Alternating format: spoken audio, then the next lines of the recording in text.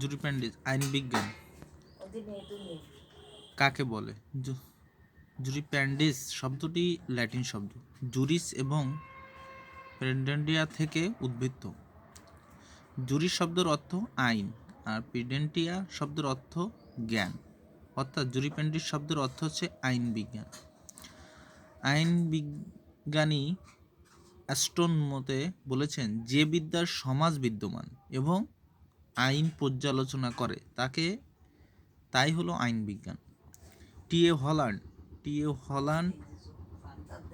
হল্যান্ডের মতে jurisprudence is the formal science of positive law, অর্থাৎ আইন বিজ্ঞান হলো বাস্তব আইনের নিয়মনিষ্ঠ বিজ্ঞান।